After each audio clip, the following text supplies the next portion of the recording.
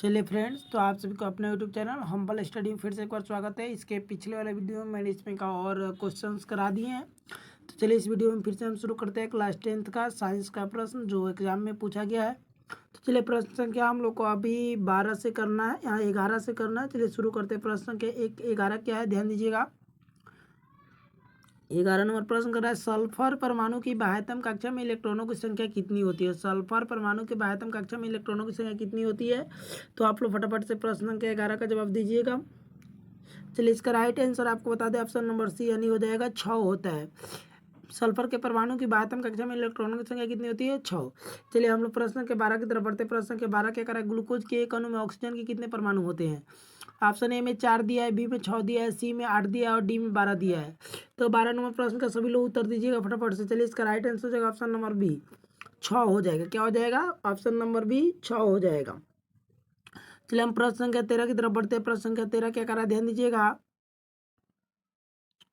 प्रश्न संख्या 13 कह रहा है कि नई कार्तीय चिन्ह पर पाठी के अनुसार दर्पण के सामने रखे गए बिंब की बिंब दूरी ली जाती है, धनात्मक ऋणात्मक, कभी धनात्मक तो कभी ऋणात्मक, इनमें कोई नहीं। तो 13 नंबर प्रश्न का सभी लोग फटाफट से उत्तर दीजिएगा।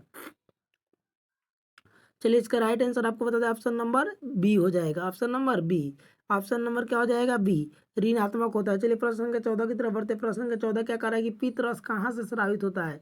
तो आप लोग फटाफट से इसका जवाब दीजिए, पित्त रस कहाँ से स्रावित होता है, यानी कहाँ से निकलता है। तो इसका राइट आंसर हो जाएगा ऑप्शन नंबर बी, यकृत से। पित्त रस कहाँ से निकलता है जी, यकृत से। 14 नंबर प्रश्न का राइट आंसर हो जाएगा ऑप्शन नंबर बी, पित्त रस कहाँ से निकलता है, यकृत से। चलिए प्रश्न संख्या 15 की तरफ बढ़ते हैं। 15 नंबर प्रश्न क्या कह रहा है, ध्यान दीजिएगा। निम्नलिखित में से कौन मलेरिया परजीवी है। निम्नलिखित में से कौन मलेरिया परजीवी है।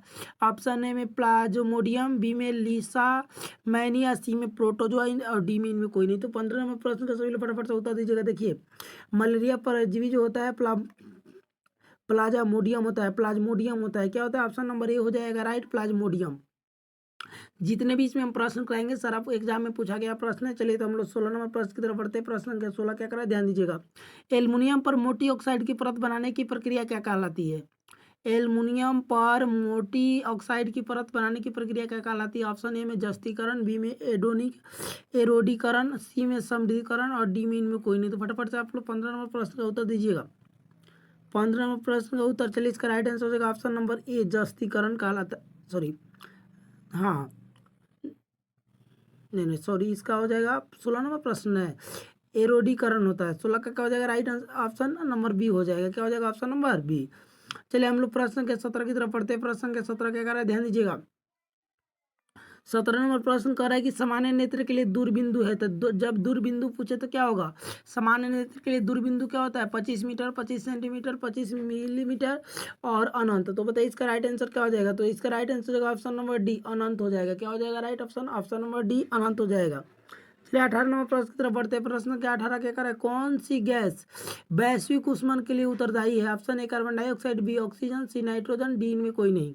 तो फटाफट से आप लोग 18 नंबर प्रश्न का उत्तर देंगे। चलिए 18 नंबर प्रश्न का राइट आंसर हो जाएगा ऑप्शन नंबर ए, कार्बन डाइऑक्साइड। क्या हो जाएगा, ऑप्शन नंबर ए, कार्बन डाइऑक्साइड। चलिए हम लोग बढ़ते हैं प्रश्न के 19 की तरफ। 19 नंबर प्रश्न का रहा है, निम्न कौन सा अजैव निम्नीकरण कचरा है। टिश्यू पेपर, केले का छिलका, थर्मोकोल, इनमें सभी। तो फटाफट से 19 नंबर प्रश्न का उत्तर बताइएगा। इसका राइट आंसर हो जाएगा ऑप्शन नंबर सी, थर्मोकोल। क्या हो जाएगा, थर्मोकोल। चलिए 20 नंबर प्रश्न की तरफ बढ़ते हैं। फिर प्रश्न के 20 क्या कह रहा है कि कौन सा निम्न में कौन लेंस की फोकस दूरी धनात्मक होती है।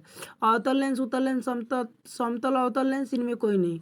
तो 20 का राइट आंसर आप लोग फटाफट से बताइएगा। चलिए इसका राइट आंसर आपको बता दें, 20 का राइट आंसर हो जाएगा उत्तल लेंस। उत्तल लेंस की फोकस दूरी धनात्मक होती है। चलिए 21 नंबर प्रश्न की तरफ बढ़ते हैं। प्रश्न के 21 कह रहा है कि समांतर क्रम में संयोजित प्रतिरोधों की संख्या घटने के उपरांत संयोजन प्रतिरोधों की कुल प्रतिरोध होता है, बढ़ता है, घटता है, अपवर्तित रहता है, इनमें कोई नहीं। तो 21 नंबर प्रश्न का उत्तर फटाफट से बताइए आप लोग। इसका राइट आंसर हो जाएगा ऑप्शन नंबर ए, बढ़ता है। क्या होता है, ऑप्शन नंबर ए, बढ़ता है। चलिए हम लोग प्रश्न संख्या 22 की तरफ बढ़ते हैं। प्रश्न संख्या 22 क्या कर रहा है, ध्यान दीजिएगा। कह रहा है कि कवक में पोषण की कौन सी विधि पाई जाती है। कवक में पोषण की कौन सी विधि पाई जाती है, मृतजीवी, समभोजी, स्वपोषी, इनमें कोई नहीं। तो 22 नंबर प्रश्न का उत्तर फटाफट से आप लोग बताइएगा। देखिए कवक में जो होता है मृतजीवी पोषण पाया जाता है। इसका राइट आंसर होगा ऑप्शन नंबर है। चलिए 23 नंबर प्रश्न की तरफ बढ़ते। प्रश्न का 23 क्या कर रहा है कि निम्न में कौन पद विद्युत परिपथ में विद्युत शक्ति को निरूपित करता है। तो L² R, L R square, B square L और बी एल स्क्वायर। तो फटाफट से 23 नंबर प्रश्न का उत्तर दीजिएगा। 23 नंबर प्रश्न का उत्तर राइट आंसर हो जाएगा option number A, L square R हो जाएगा, एल स्क्वायर आर हो जाएगा। चलिए प्रश्न संख्या 24 की तरफ बढ़ते हैं। प्रश्न संख्या 24 क्या करा, ध्यान दीजिएगा। निम्न में कौन सा अंग संवेदी ग्राही नहीं है? कान, आंख, नाक, दिमाग। कौन सा अंग संवेदी ग्राही नहीं है? कान, आंख, नाक, दिमाग। तो 24 नंबर प्रश्न का सभी लोग उत्तर फटाफट से दीजिएगा। इसका राइट आंसर हो जाएगा ऑप्शन नंबर डी, दिमाग। चलिए 25 नंबर प्रश्न की तरफ बढ़ते हैं। 25 नंबर प्रश्न कह रहा है कि किस दर्पण का उपयोग सामान्यतः वाहनों के पक्ष दृश्य के रूप में किया जाता है? ऑप्शन ए समतल, बी अवतल, सी उत्तल और डी इनमें कोई नहीं। तो 25 नंबर प्रश्न का उत्तर फटाफट से दीजिएगा। चलिए इसका राइट आंसर होगा ऑप्शन नंबर सी, उत्तल लेंस का धंसा हुआ होता है जो। चलिए 26 नंबर प्रश्न की तरफ बढ़ते हैं। प्रश्न का 26 कर रहा है किस रंग का तरंगदैर्ध्य सबसे बड़ा होता है? बड़ा यानी अधिक होता है। ऑप्शन ए लाल, बी नीला, सी पीला और डी बैगनी। तो 26 नंबर प्रश्न का उत्तर आप लोग को पता होना चाहिए कि नॉर्मल सा क्वेश्चन है। चलिए इसका राइट आंसर हो जाएगा ऑप्शन नंबर ए, लाल रंग का तरंगदैर्ध्य सबसे अधिक होता है और सबसे कम किसका होता है? बैगनी का होता है। चलिए हम लोग 27 नंबर प्रश्न की तरफ बढ़ते हैं। प्रश्न का 27 क्या कर रहा है, ध्यान दीजिएगा। कह रहा है कि समजात अंगों का उदाहरण है हमारा हाथ और कुत्ते के अग्रपाद, हमारे दांत और हाथी के दांत, आलू और घास के ऊपरी भूस्तरीय उपयुक्त सभी। तो 27 नंबर प्रश्न का सभी लोग फटाफट से उत्तर दीजिएगा। चलिए 27 नंबर प्रश्न का राइट आंसर जो हो जाएगा ऑप्शन नंबर डी। क्या हो जाएगा? ऑप्शन नंबर डी, उपयुक्त सभी। 28 नंबर प्रश्न की तरफ बढ़ते हैं। प्रश्न के 28 का निम्न में से निम्न में उत्तम ऊर्जा स्रोत कौन सा है? कोयला, लकड़ी, पेट्रोलियम, बायोगैस। तो 28 नंबर प्रश्न का सभी लोग फटाफट से उत्तर दीजिए। तो आप लोग जल्दी। चलिए इसका राइट आंसर होगा ऑप्शन नंबर सी, पेट्रोलियम होगा। क्या होगा? पेट्रोलियम होगा। चलिए हम लोग प्रश्न का 29 की तरफ बढ़ते हैं।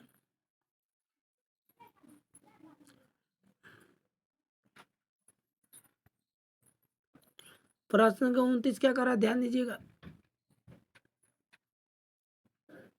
प्रश्न का 29 कह रहा है कि कौन सा अंतःस्रावी ग्रंथि बाह्य स्रावी ग्रंथि के जैसा कार्य नहीं करता है? अग्नाशय, पीयूष ग्रंथि, अंडाशय, वृषण। तो 29 नंबर प्रश्न का सभी लोग फटाफट से उत्तर दीजिएगा। 29 नंबर प्रश्न का राइट आंसर क्या होगा?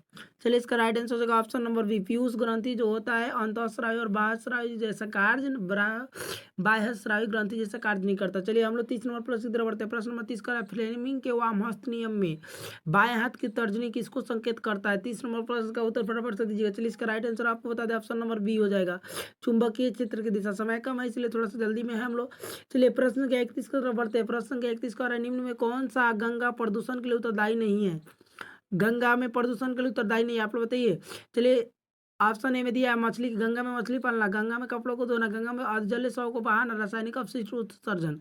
तो आप लोग फटाफट से बताइएगा प्रश्न क्या 31 का। देखिए गंगा के अगर जल को साफ करना है तो उसमें क्या पालना होगा? मछली। क्या पालना होगा? मछली। इसका राइट आंसर होगा ऑप्शन नंबर ए, ऑप्शन नंबर ए हो जाएगा। राइट आंसर क्या होगा? ऑप्शन नंबर ए, गंगा में मछली पालना।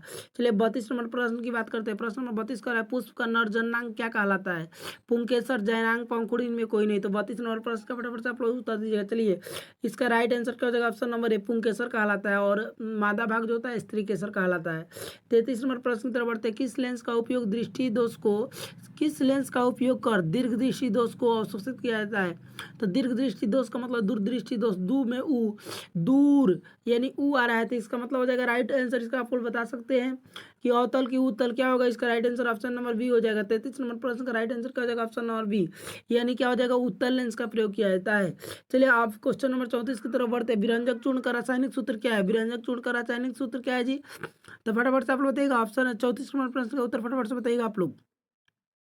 राइट आंसर हो जाएगा ऑप्शन नंबर बी, ठीक है ना, CaOCl2। राइट 34 नंबर विरंजक चूर्ण का CaOCl2। चलिए 35 नंबर प्रश्न की तरफ बढ़ते हैं। प्रश्न नंबर 35, कौन सा पदार्थ लाल लिटमस को नीला कर देता है? लाल लिटमस को नीला कर देता है। तो फटाफट से आप लोग बताइएगा। आम्ल, क्षार, लवण, इनमें कोई नहीं। 35 नंबर प्रश्न का उत्तर आप लोग फटाफट से बताइएगा। 35 नंबर प्रश्न का उत्तर। चलिए जब लाल को नीला करे तो नीला कौन करता है? क्षार करता है। याद रखिएगा, लाल को नीला कौन करता है? क्षार करता है। 36 नंबर प्रश्न की तरफ बढ़ते हैं। प्रश्न नंबर 36 का है कौन सा अभिलक्षण वंशागत नहीं है? आँख का रंग, चमड़ी का रंग, शरीर का आकार, बाल की प्रकृति। तो फटाफट से आप लोग बताइएगा। 36 नंबर प्रश्न का उत्तर फटाफट से आप लोग बताइएगा। चलिए इसका राइट आंसर होगा ऑप्शन नंबर बी, चमड़ी का रंग। ऑप्शन नंबर बी, चमड़ी का रंग। शुद्ध जल का पीएच मान कितना होता है, शुद्ध जल का पीएच मान कितना होता है।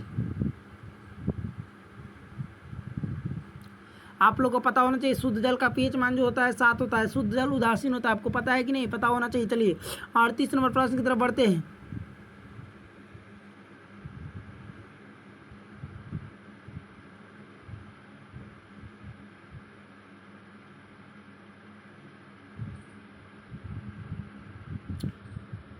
चलिए व्यंजक चूर्ण का रासायनिक सूत्र क्या हो जाएगा, ऑप्शन नंबर बी देख लीजिएगा।